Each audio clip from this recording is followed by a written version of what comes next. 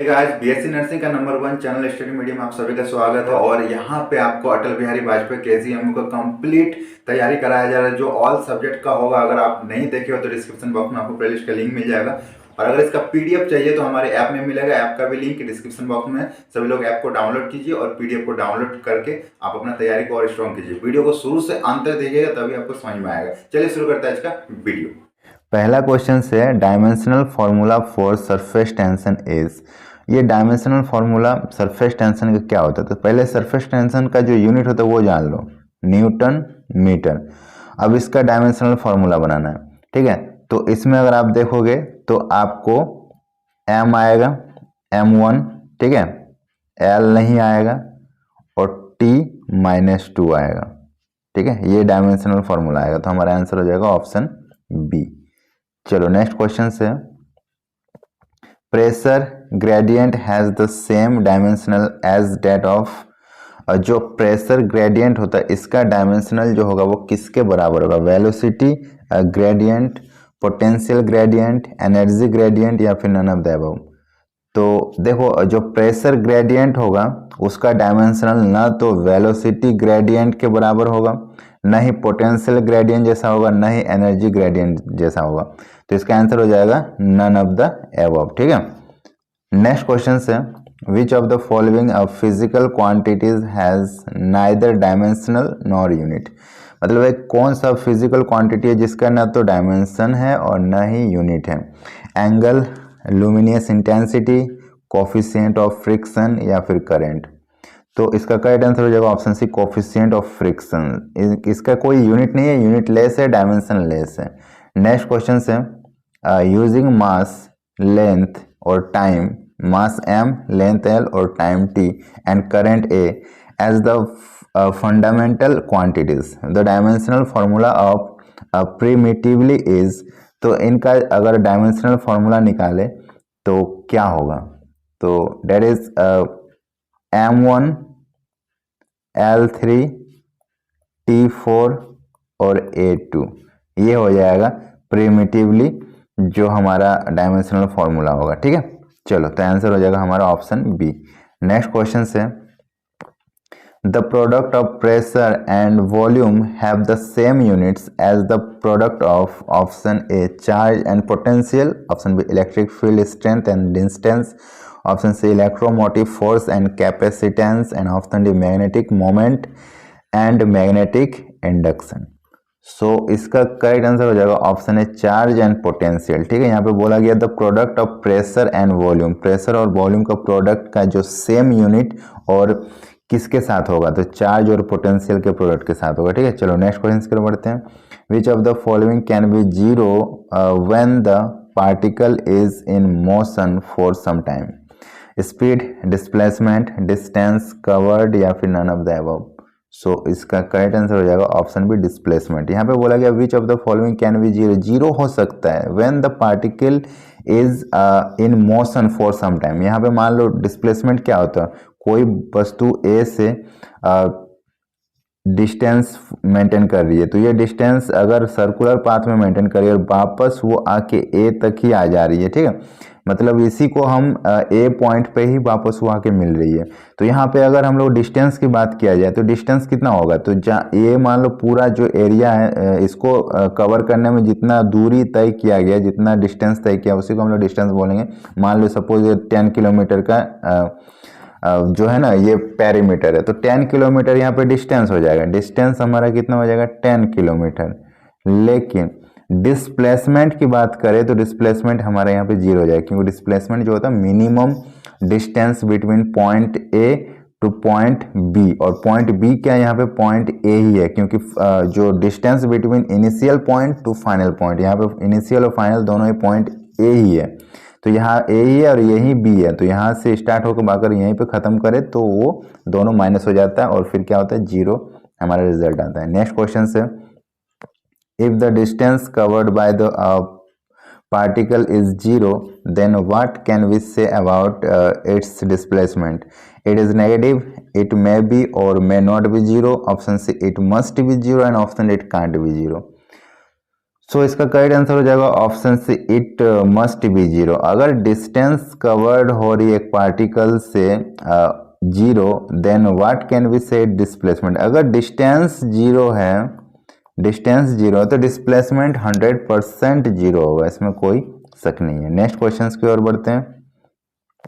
Next question says, a taxi leave the station X for station Y every 10 minutes, ठीक है।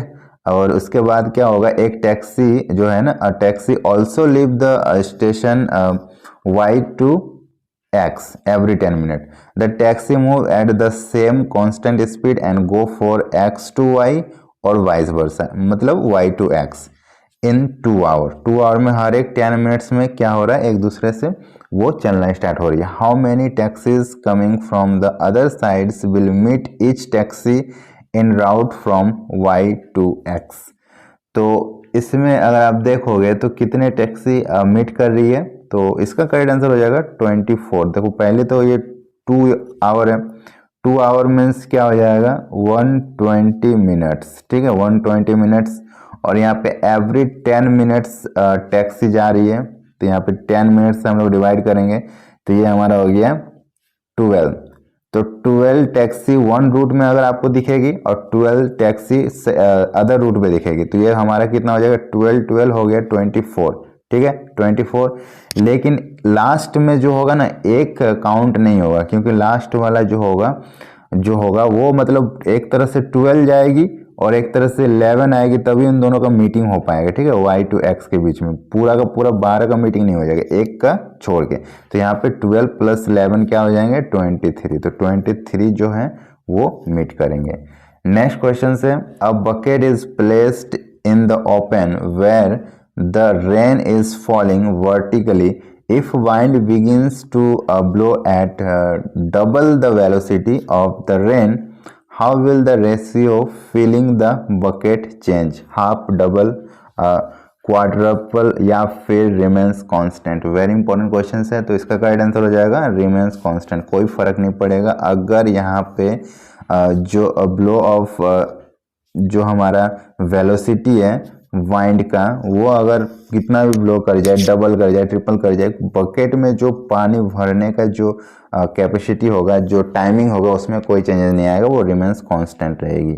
Next question है, a particle move among a circular path with constant speed, what is the nature of its acceleration. Acceleration का क्या nature होगा। Option A its magnitude change, option B its direction change, option C it is a uniform and option is zero. तो correct answer हो जाएगा option B, its direction change, ठीक है। A particle move along circular path, अगर circular path में move कर रही है तो जो एक्सेलरेशन होगा वो एट एनी पॉइंट अपना डायरेक्शन चेंज करते रहेगा, ठीक है। एनी पॉइंट अगर आप देखोगे तो एक्सेलरेशन का जो डायरेक्शन होगा वो चेंज होते रहेगा, ठीक है।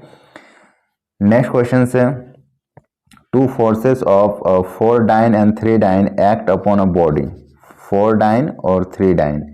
The resultant force on the body can only be, option between 3 and 4 dyne, option B between 1 and 7 dyne and option C more than 3 dyne. तो इसका जो करेक्ट आंसर होगा वो हो जाएगा option B, between 1 to 7 dyne, ठीक है, 1 to 7 dyne. Okay, चलो नेक्स्ट क्वेश्चन पर बढ़ते हैं। Next question says, at the top of the trajectory of the projectile the direction of its velocity and acceleration are, option A parallel to each other, option B incline to each other at an angle of 45 degree, option C perpendicular to each other and option D none of the above. तो इसका correct answer हो जाएगा option C, perpendicular to each other, ठीक है, ये एक दूसरे के परपेंडिकुलर होंगे। नेक्स्ट क्वेश्चन से, the quantity having the same units in all systems of unit is mass, time, length, temperature. तो इसका करेक्ट आंसर हो जाएगा टाइम। टाइम जो है ना, ये जो यूनिट है ये ऑल सिस्टम में आपको सेम ही देखने को मिलेगा, ठीक है, डेट इज सेकेंड। ये ऑल सिस्टम में आपको सेकेंड ही देखने को मिलेगा, चाहे आप एसआई में जाओ चाहे सीजीएस, जिसमें भी एमकेएस, सब में आपको सेकेंड ही देखने को मिलेगा। नेक्स्ट क्वेश्चन है, which of the following quantities has units but no dimension, displacement, speed, angle, या फिर कपल। तो यहाँ पे यूनिट्स तो है बट डायमेंशन नहीं है, तो फिर क्या हो जाएगा इसका करेक्ट आंसर? इसका करेक्ट आंसर हो जाएगा एंगल। एंगल में आप देखोगे यूनिट आपको मिल जाएगा लेकिन इसका कोई डायमेंशन नहीं होता, ये डायमेंशन लेस होता है। Next question is the circular motion of a particle with constant speed. Option है simple harmonic but not periodic, option B aperiodic and simple harmonic, option C neither periodic nor simple harmonic, and option D periodic but not simple harmonic. So correct answer is option D periodic but not simple harmonic. Okay, next question है a particle is act upon by a force of constant magnitude which is always perpendicular to the velocity of the particle. The motion of the particle take place in a plane it follows. Option A velocity is constant, option B kinetic energy is constant, option C acceleration is not constant, and option D does not move on a circular path. So इसका correct answer हो जाएगा option B kinetic energy is constant always. चलो next question की बढ़ते हैं। A coin is projected from earth surface with velocity of 50 meter per second. What is the angle of projection after 2 seconds it reach a wall of 5 meter heights? Option A 30 degree, option B 45 degree, and option A 60 degree, and option A 90 degree. तो इसका correct answer हो जाएगा option है 30 degree. ठीक है, ये 30 degree होगा। Okay, next question से the study of ways to describe motion without studying its causes is kinematics, option B rectilinear motion, and option D relative motion, and option D both A और B. तो इसका correct answer हो जाएगा option A kinematics. ठीक है, चलो next question से which of this is not a vector quantity? Displacement, time, velocity, acceleration. तो अगर आप देखोगे डिस्प्लेसमेंट ये हमारा वेक्टर क्वांटिटी है, वेलोसिटी भी वेक्टर क्वांटिटी है, एक्सेलरेशन भी है, टाइम जो है ये हमारा स्केलर क्वांटिटी है। ठीक है, नेक्स्ट क्वेश्चन है which of the following can be zero when a particle is motion for some time? Distance, displacement, speed, none of the above. So इसका करेक्ट आंसर हो जाएगा ऑप्शन बी डिस्प्लेसमेंट। डिस्प्लेसमेंट जो होते हैं वो zero हो सकते हैं जब पार्टिकल मूव होता है, लेकिन डिस्टेंस कभी जीरो नहीं हो सकता और स्पीड भी कभी जीरो नहीं हो सकता। ओके, वीडियो अगर पसंद है तो लाइक कीजिएगा, सभी के साथ शेयर कीजिएगा और चैनल को सब्सक्राइब जरूर कीजिएगा। और इस साल आपको गवर्नमेंट में सीट चाहिए और 100% सिलेक्शन चाहिए तो आप ये पीडीएफ जरूर पढ़ो। इस पीडीएफ में आपको 10,000 ऑब्जेक्टिव क्वेश्चंस मिलेंगे जो आपके अटल बिहारी वाजपेयी और केजीएमयू 2023 के लिए बेस्ट है। इसमें आपको physics, chemistry, biology, nursing, aptitude, general knowledge, general English के सभी क्वेश्चन मिल जाएंगे। अगर ये पीडीएफ पढ़ लेते तो इससे बाहर एक भी क्वेश्चन नहीं पूछेगा, ये गारंटी है। ये पूरा पीडीएफ आपको इंग्लिश मीडियम में मिलेगा सिर्फ और सिर्फ 199 रुपये में, जो हमारे एप्लीकेशन में अवेलेबल है। और ऐप जो है वो हमारे प्ले स्टोर में आपको दिख जाएंगे या फिर डिस्क्रिप्शन बॉक्स में हमने लिंक दे दिया है, इसको पढ़ लें। इससे बाहर कोई भी क्वेश्चन नहीं पूछने वाला। ओके, मिलते हैं नेक्स्ट वीडियो में, तब तक के लिए बाय बाय।